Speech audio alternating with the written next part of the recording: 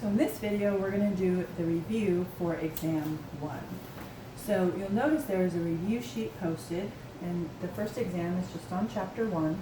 So what I'm doing is I'm going to follow along on that review sheet and show you how to work through all the problems on the review sheet. So you'll notice the first part of the exam 1 review says to define the following, and it has scientific method, hypothesis, theory, and control group. So I'm not going to define those for you. What I want you to do is watch the chapter 1 PowerPoints, and I go through the definitions for those 4 items. So you would write down the definition in its entirety so that you have it available to you when you take the exam. The next section says to recognize the steps of the scientific method. So there are 4 examples in this section. And what we're going to do is we're going to label the following examples with the appropriate step from the scientific method flowchart. So with the scientific method flowchart, the one that we're using in this course, it starts with an observation. And with observation, to identify observation steps, what you're looking for are any of the senses. So if you see something, if you hear something, if you taste something, if you smell something, those are all hints that you're looking at an observation example. Once you have an observation, the next step is a question. And this one's kind of self-explanatory. It's sort of easy to recognize usually because there's a question mark involved. Excuse me, after a question, you then come up with a hypothesis, which is an educated guess based off of your observations.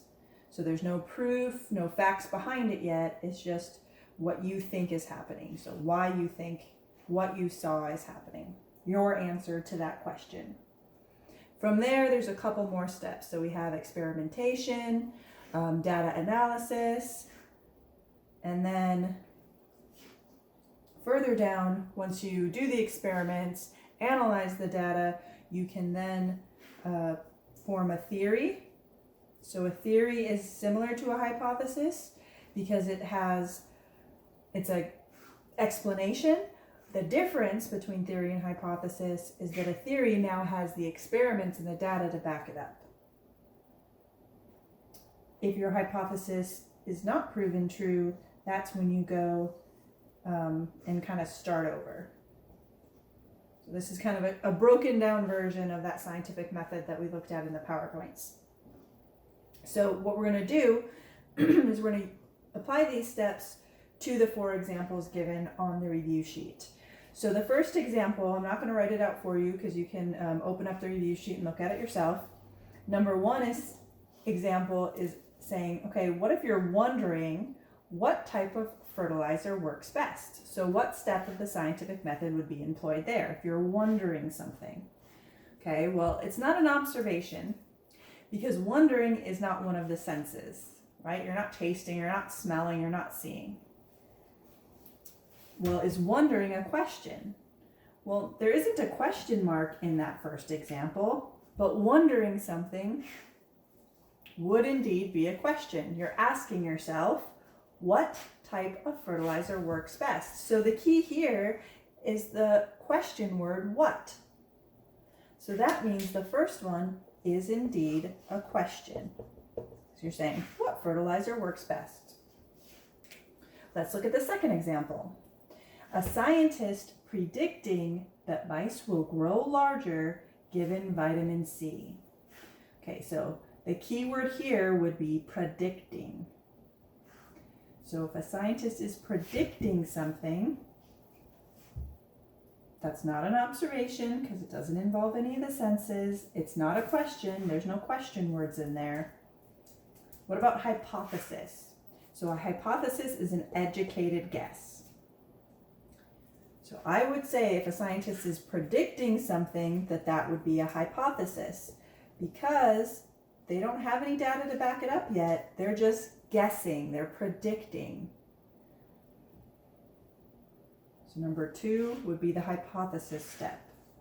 Looking at number 3, Number 3 says, knowing that mice will grow larger given vitamin C due to supporting evidence and experiments. So there are several keywords in this sentence.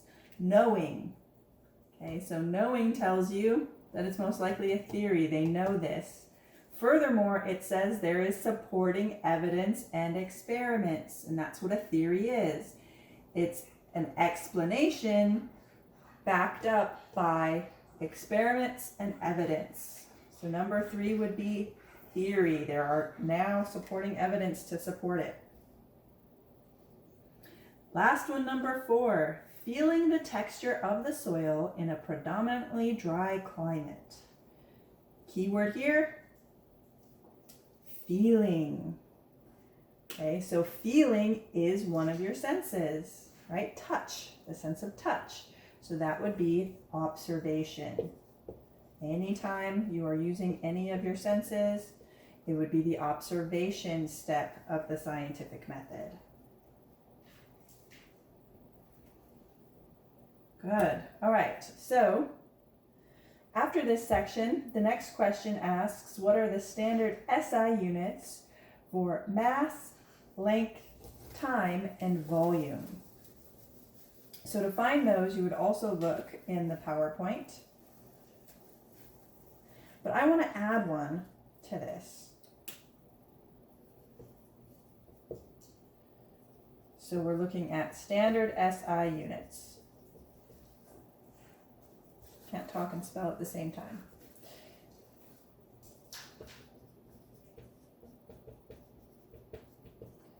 So mass, length, time, volume. I want to add current.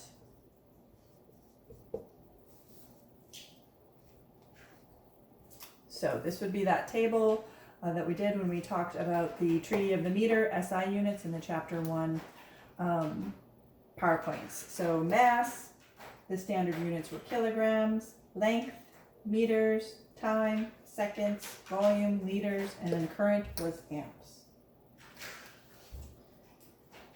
If I went too fast over that, pause it, rewind it, or look in the PowerPoints. So for the significant figure problem, it asks how many significant figures are contained in each of the following numbers. So this might be a question that you see on the exam. You'll be given a number, and then you'll have multiple choice answers as to how many sig figs are in that specific number. So to do this, we need to apply the rules that we know for significant figures. And the key is that if it's not a 0, it counts. So the tricky part is if it's a 0, because zeros sometimes count and sometimes don't. So let's look at this first example. We know the 2 counts because it is not a 0. So what we need to figure out if these other 2 zeros count. In this case, yes, they do. Why? Well, because there's a decimal and we started counting at the 2. So this would have a total of 3 significant figures.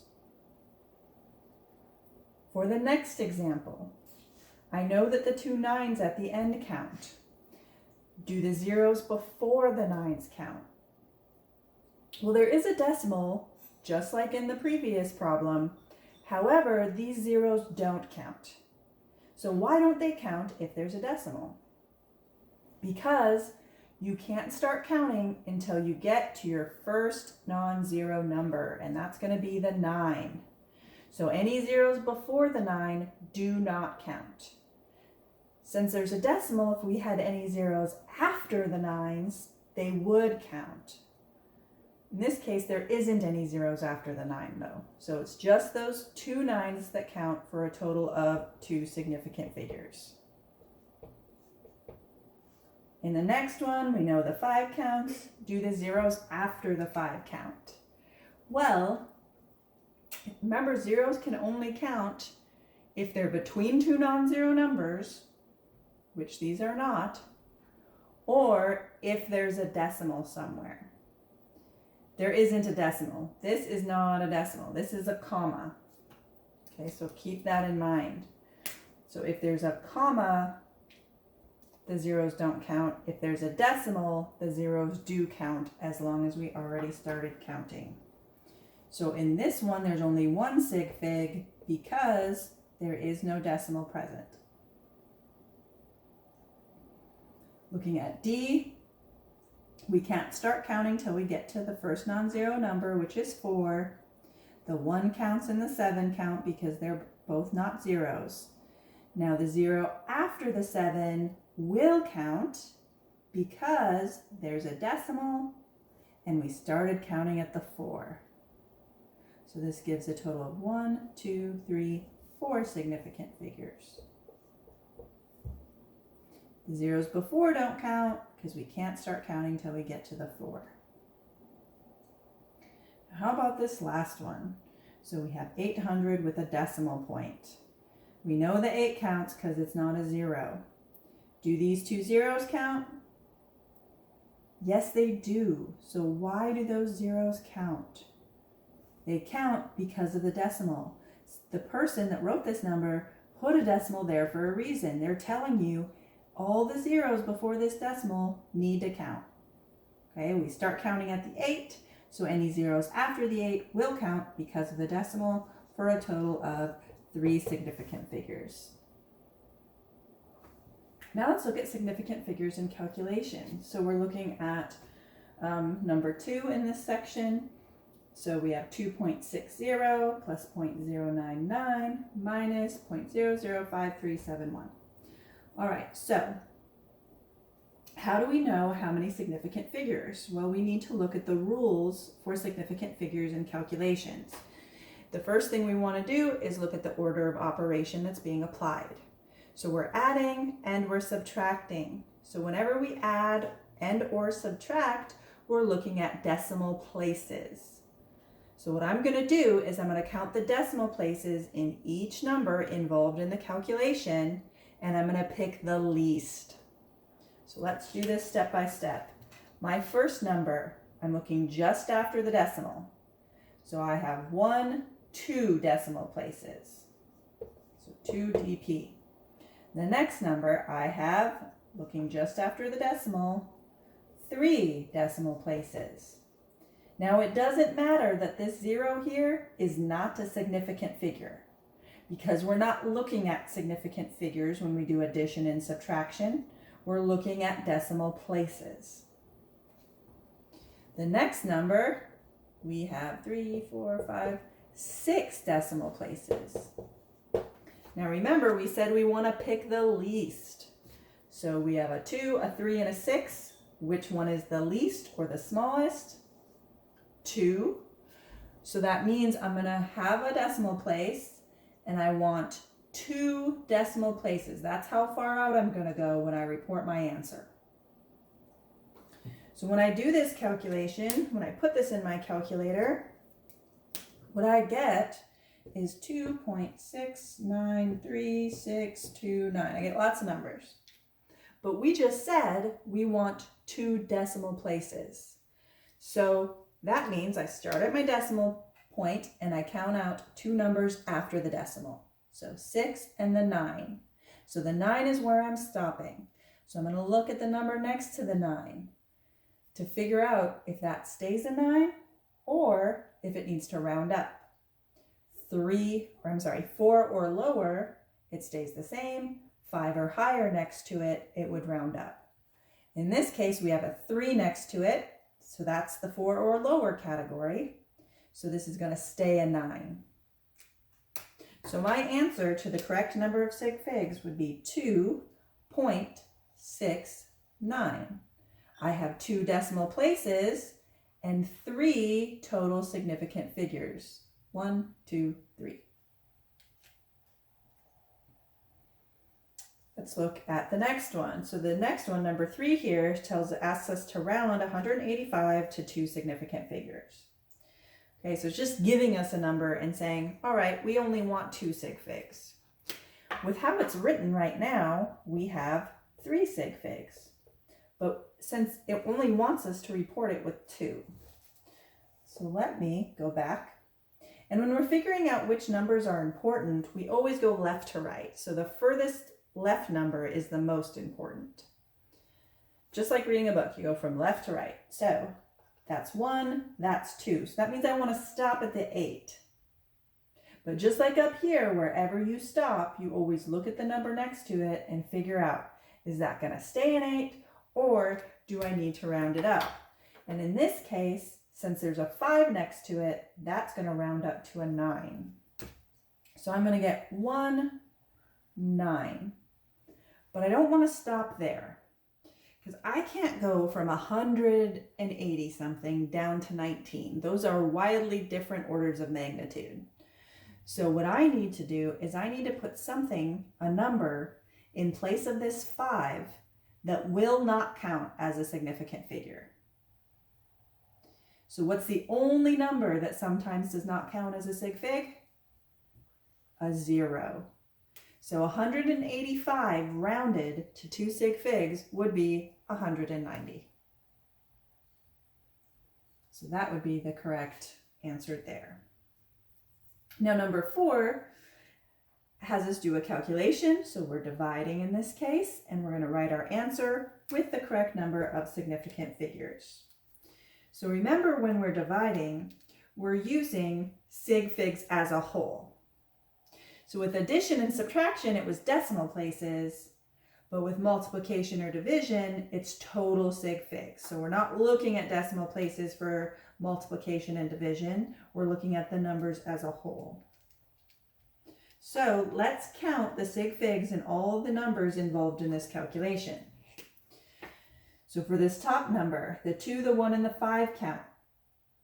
Since there's a decimal, the 0 after those non-zero numbers will count. So I have 4 sig figs in the numerator. Now, the number in the denominator, I can't start counting till I get to my first non-zero number, which is a 6. The 0 after the 6 will count because there's a decimal and I already started counting. So I have 2 sig figs in this number. Remember, the zeros before the 6 don't count, even though there's a decimal, because you can't start counting till you get to the 6. Just like with addition and subtraction, you pick the least. So I have a 4, I have a 2. I'm going to pick the 2 because that's less than 4. So when I report my answer, I only want 2 significant figures. When I do this calculation, I get 35.8 and then 3. So 3 repeating. We just said we just want 2 sig figs. So left to right, 1, 2. So I'm going to stop at the 5. Always look at the number next to it. Does that stay at 5 or does it round up? In this case, it is going to round up to 36. All right, next we're going to look at scientific notation. Well, the rules for scientific notation are that you want one non-zero number to the left of the decimal. So for scientific notation, I don't want the decimal there. I'm going to want it between the 5 and the 6 because that will make it so that I have just one non-zero number to the left of the decimal. So that would be 5.621. Now for the rest of it, I need to figure out what my exponent's going to be. So to figure that out, it's how many times I move my original decimal to where I want it to be. So I have to move it 1, 2, 3 times to get it between the 5 and the 6. Now to figure out if it's going to be a positive or negative exponent, you look at which direction you move the decimal. So we moved it to the right. So if you move the decimal to the right, going from normal to scientific, it's going to be a negative exponent. Another way to remember this is our original number in normal notation was less than 1. So if you have a number that's less than 1, it's going to be a negative exponent. If you have a number greater than 1, like the second example, we'll see a positive exponent. So let's look at example 1b. We're going to go through the same steps. So we want a decimal so that there's one non-zero number to the left. So it's going to go between the 8 and the 4.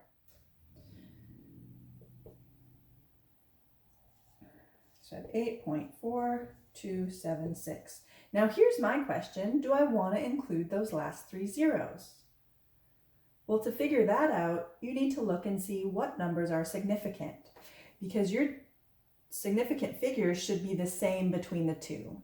So however many significant figures are represented in the normal notation version, that's how many you should have in the scientific version. So let's count our sig figs of this original number. So in the original normal notation version, I have an 8, a 4, a 2, a 7, and a 6. So those are all important. Those are all significant. Are the zeros significant? Well, I don't see a decimal point. So if there isn't a decimal point, those zeros are not going to count. So that tells me I have 5 significant figures here. So that means I want 1, 2, 3, 4, 5 in my scientific notation form. So no, I don't want to include those zeros. Because if I take those zeros and include them over here, well, now I have a decimal, so that would mean the zeros after the 6 would count. So I don't want to add them, because they didn't count here, so they shouldn't count here. All right. Let's look at how to finish this out. So I'm having my new decimal point here, right, between the 8 and the 4. So to figure out the exponent, it's how many times I move the decimal to get it there. Now, my original number did not have a decimal point, so I start at the end of the number. To get this decimal between the 8 and the 4, I have to move it 1, 2, 3, 4, 5, 6, 7 times. It's going to remain a positive exponent because this time I moved to the left and my original number was greater than 1. All right, looking at the next number, or the next problem, number 2. In this case, we're combining a couple things. So we're going to multiply, we're going to take into account sig figs, and then we're going to represent our answer in scientific notation. Now, I know a lot of you have a scientific calculator, which will automatically put it in scientific notation for you. But we're going to go through all the steps in case you don't have one of those calculators. So what I'm going to start doing is I'm looking first at my order of operation. So I'm multiplying. So when I'm multiplying, what are the rules for significant figures? Well, we're going to look at the sig figs as a whole, and we're going to pick the least. So let's count the sig figs in both the numbers involved in the calculation. So I have a 1, an 8, and a 7. The zeros before the 1 do not count because I can't start counting till I get to my first non-zero number. The 0 after does count because there's a decimal. And I already started counting. So I have 4 sig figs here. In this second number, I have 1, 2, 3. Pick the smallest, 3. So whatever my answer is in scientific notation, I want to make sure to only report 3 significant figures. When I plug this into my calculator, I don't have a scientific calculator, so I get a whole bunch of zeros. How many? 1, 2, 3, 4, 5, 6.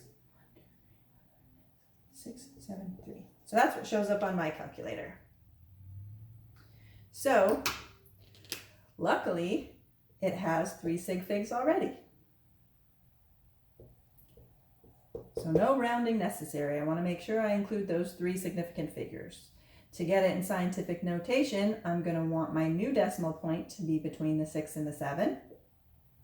So I will get 6.73 times 10 to the. To figure out the exponent, it's how many times I need to move that decimal to get it between the 6 and the 3. And in this case, I'm moving that decimal 7 times. Since I moved that decimal to the right, it is a negative exponent. Or, since the number was less than 1, it's a negative exponent, whichever way you want to remember it. So that would be the correct answer to that problem.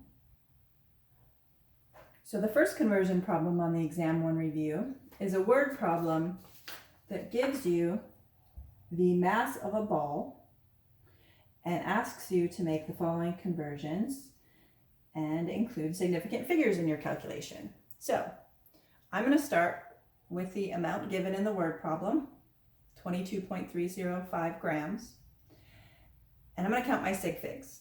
Because whenever we do conversions, notice we're always doing either multiplication or division. So when we do multiplication and division, we're looking at total sig figs. So however many total sig figs I have in my original number that I'm converting, that's how many I'm going to want in the answer. So I have 5 sig figs here, so I want 5 in each of these answers. Now, the first conversion that I'm doing is going from grams to kilograms. GG, notice. Common, that tells me that it's metric to metric, and I can use this shortcut way where I just move the decimal. More specifically, what's going to go in this empty space? It's going to be the G, the letter in common, because we're talking about mass, which is measured in grams in the metric system. So to do this original conversion, let me rewrite the number here, 22.305. We're starting with grams. So we're starting here at the G. Where we want to go is to the K, right? We want it in kilograms. So to do that, I'm going to move the decimal 1, 2, 3 times to the left. So I'm going to start at the decimal, 1, 2, 3 times to the left. What goes in this empty space is a 0. So the answer in kilograms would be 0.022305. I still have 1, 2, 3, 4, 5 sig figs. So that would be the correct answer there. Now, writing the original number again, which was in grams, I want to get it now in milligrams. So once again, we're doing a metric conversion, so we can use the same scale. We're just starting in, or ending, in a different place. So we're still starting at the grams because that's what our original number is in. But this time we're trying to get to the milli, the M on the end here. So we're starting at the grams, we're trying to get to the milligrams. So we're moving 3 times once again, but this time we're moving to the right. So I'm going to start at the decimal and go 1, 2, 3 times to the right. So I will get 22,305 milligrams will be the answer there. Now the next one, I'm going from grams to pounds. So this is not metric to metric. So I can't use this anymore.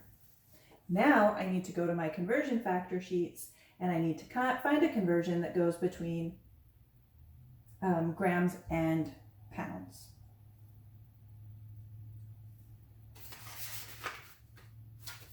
I don't have a conversion factor sheet by me, so let's hope my memory's good. So the conversion factor that would go between grams and pounds should be 453.6 grams is equal to 1 pound. So once you have a conversion factor to go from English to metric or metric to English, you have to set up what dimensional analysis, otherwise known as railroad tracks. So you always want to start in this upper left-hand corner with the number that you are trying to convert and the units. You'll then take the conversion factor and put it here in a fraction form. And what you want to do is put the gram portion on the bottom in the denominator so that the grams units are on opposite sides of the horizontal line. What that will do is it'll allow for the grams to cancel and leave you with units of pounds. So to calculate, you will take 22.305 and divide that by 453.6. And on my calculator, I get 0.04917328. I get a whole bunch of numbers. I do not want to write down all those numbers, or in the case of the exam, I don't want to pick the choice that has all those numbers. I want to pick the choice that has the correct sig figs. Well, we said we need 5 sig figs, so I need to count out 5. I do not start counting at the 0. I can't start counting till I get to the 4, the first non-zero number. So that's 1 sig fig, 2, 3, 4, 5. So I'm stopping at the 3.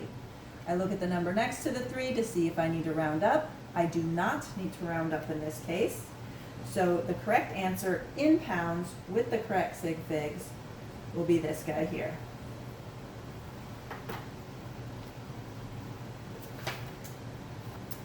So number 2, we have a coffee cup measuring to be 6.35 inches tall. We're going to take that coffee cup in inches, convert it to centimeters, meters, and feet. So my first conversion, going between inches and centimeter. This is English to metric, so I'm going to need a conversion factor. The conversion factor I'm going to use will be 1 inch is equal to 2.54 centimeters. Once I have my conversion factor, I set up my railroad tracks, starting with the number I'm trying to convert. I then take this conversion factor and put it right here. I'm going to put the 1 inch on the bottom and the 2.54 centimeters on the top. This will allow for the inches to cancel since they're on opposite sides of the horizontal line. And then to solve, I'm going to multiply across. So I would take 6.35 times 2.54, and you would divide it by 1, but you don't need to do that because anything divided by 1 is just itself. So when I multiply that out, I get 16.129. Now, how many sig figs do I want? To figure that out, I look at my original number. Got 1, 2, 3. So I have 3 sig figs here. So that means each one of those answers will have 3 sig figs. So counting that out, I'm going to stop at the 1, look at the number next to it. In this case, it remains a 1. So that gives me 16.1 centimeters. Next, I need to convert to inches. Now, I'm going to save myself some trouble. Instead of starting at inches and going to meters, I'm going to start at centimeters. So I'm going to use this 16.1 centimeters and I'm going to go to meters from there. Why? Because metric to metric, all you do is move the decimal, and that's going to be a lot easier than multiplying and dividing. So I'm going now from centimeters to meters. So I'm going to start at 16.1 centimeters and I'm going to go to meters. So in this case, what goes in that empty space is going to be an M for meters. Where I want to start is at the C, the centimeters. Where I want to end is at this M. So this is the tricky part when you have meters as your base. This M over here at the far right, that's millimeters. Okay, so millimeters. I don't want to go to millimeters, I want to go to the center M, which is meters. So if I start at the C, to get to the center M, I move it twice to the left. So I start at my decimal and I go twice to the left. This gives me an answer of 0.161 meters.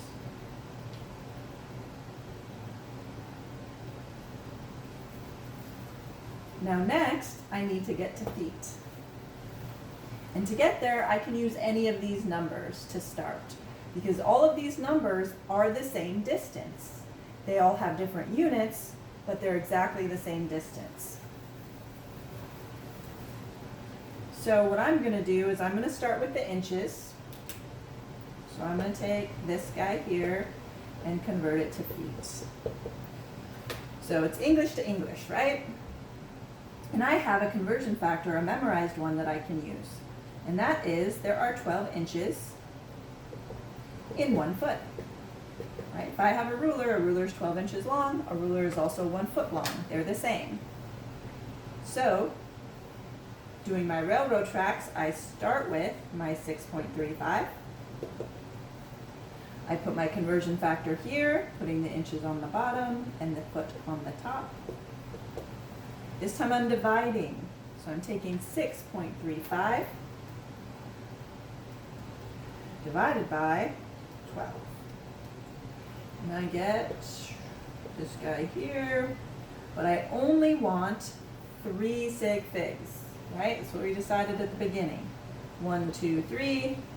Look at the number next to it. that stays a 9, will be my answer. Now we're going to look at the density problems on the review.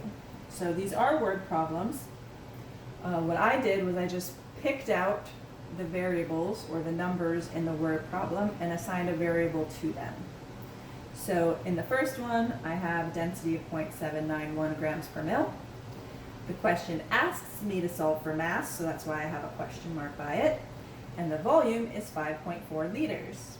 So now I need to figure out how to solve this.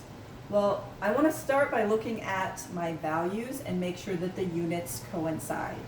So in this case, my density is grams per mil, but my volume is in liters. So I have a discrepancy here. I have liters for volume, but I have milliliters in my density. They need to match. So in order for them to match, I'm going to need to do a conversion.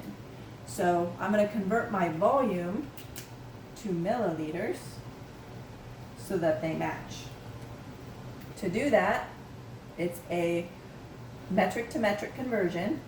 So I can use this guy. That should be a D. So King Henry died drinking chocolate milk. What's going to go in that empty space? An L. Liters is where I'm starting. Where I want to go is to milliliters. So I'm going to move it 1, 2, 3 times to the right. So starting at the decimal, I go 1, 2, 3 times to the right. So there's my new decimal point. What am I going to put in those empty spots? Zeros. So 5.4 liters is going to equal 5,400 milliliters. Now that I have my volume in the correct units, I can figure out how to solve the problem. So to figure out what my equation should look like, I can use the density triangle that we talked about in the PowerPoints. So to use the density triangle, you cover up the variable that you're trying to solve for. So in this case, I'm going to cover up the m. And by doing that, it's going to tell me what to do to the other two variables. So if I cover up the m, it tells me to take the density and multiply that by the volume. So my equation will be mass is equal to density times volume. So now all I need to do is plug in. My density is 0.791 grams per mil. My volume is 5,400 milliliters. Notice milliliters cancel because they're on opposite sides of the horizontal line, leaving my units as grams, which is good because mass is measured in grams. That's what I want. So when I multiply those out, I want 2 sig figs in my answer because I look at my original numbers to decide sig figs. I had 3 sig figs here and I had 2 sig figs here. So that means I'm going to want 2 in my answer. So I get 4271. But notice I said I wanted 2 sig figs. So only the 4 and the 2 matter. Always look at the number next to it. In this case, our 2 is going to round up to a 3. And I want to make sure to put a placeholder where the 7 and 1 are. And the placeholder I'm going to put are zeros because zeros in this case won't count as a significant figure unless I put a decimal there. So 4,300 grams is going to be the answer for that one.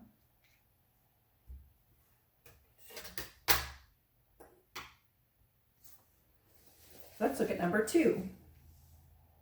So for number 2, it's asking for the volume.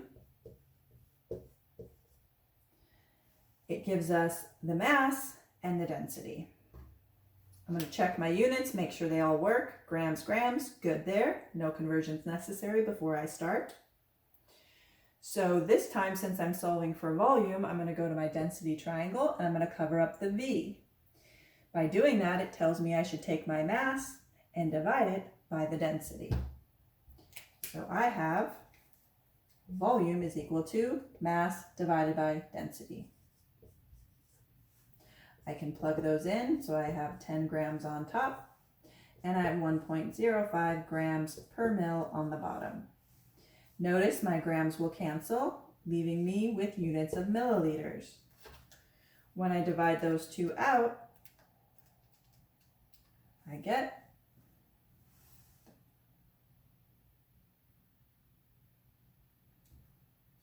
10 divided by 1.05. There we go. 9.5238, a whole bunch of numbers. How many do I want though? How many sig figs? Look at your original. So I got 3 here because the zeros count since there's a decimal, and I have 3 here. So I want 3 in my answer. 1, 2, 3, stop at the 2, look at the number next to it. It's going to stay a 2, so I get 9.52 milliliters as my units. The last problem we're going to look at is percent error. So with percent error, we have an equation, and basically you need to read the word problem, figure out which of the 2 values is the actual and which of the 2 values is the experimental, and then plug them in and solve.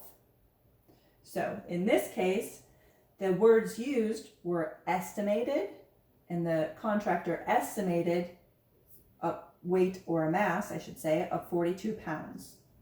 Then it says the actual mass of the boulder was 37.8. So once they put it on the scale to actually see how much it weighed, it was 37.8. So which is which? Well, since they used the word actual, we know that 37.8 will go here and here. Now the estimated, that's just another word for experimental, right? This is what he guessed. This is what he thought. This was the human error one. Okay, so let's plug those in. I have my actual of 37.8, my estimated of 42, and then I'm going to put the actual again down here and multiply it by 100 to get it in a percent. So I'm going to do the subtraction first.